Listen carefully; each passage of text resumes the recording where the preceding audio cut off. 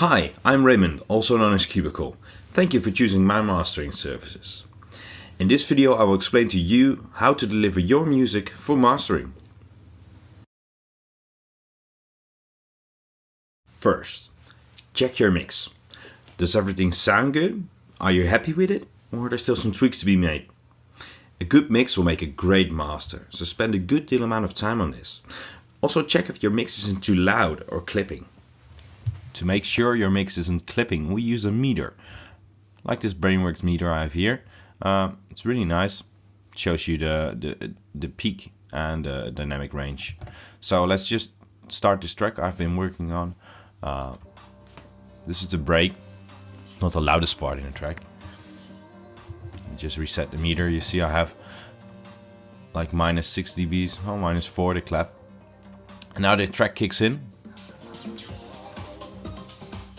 It's still pretty conservative, around minus 3 dB, which is good, and that's your headroom.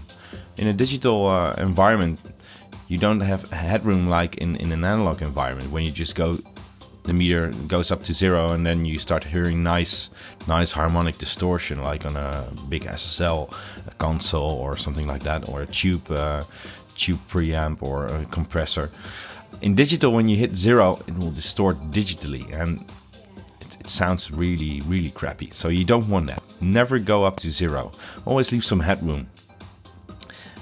And if you do that, your mixes will sound great and your masters will sound great. When you're finished with your mix, it's time to export or bounce it to disk. There's one mistake that's very often made, and that has to do with the ending of your track. Right here I have the ending of my track, and if I play it,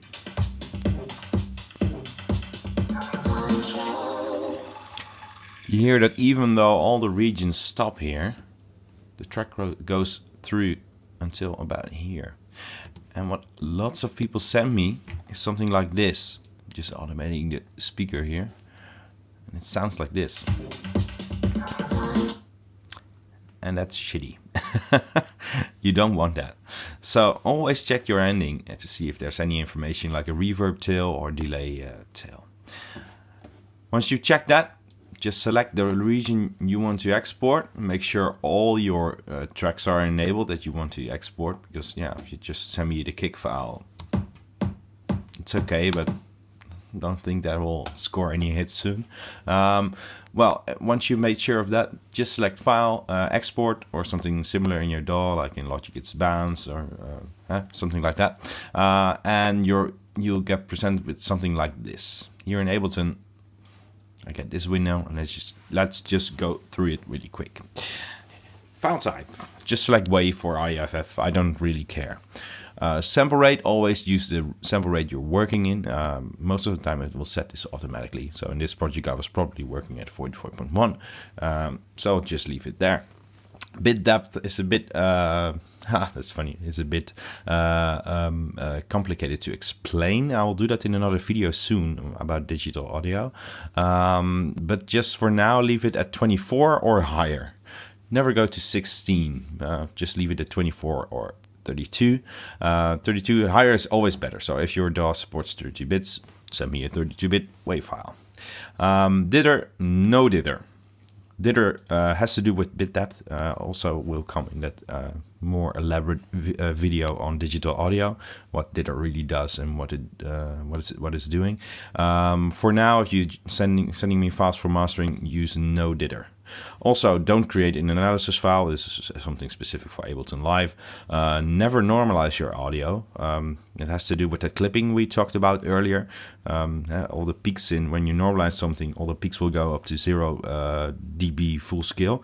There could be something in between the peaks that goes even higher, so that will distort. So never normalize. When you work for that headroom, keep it that way.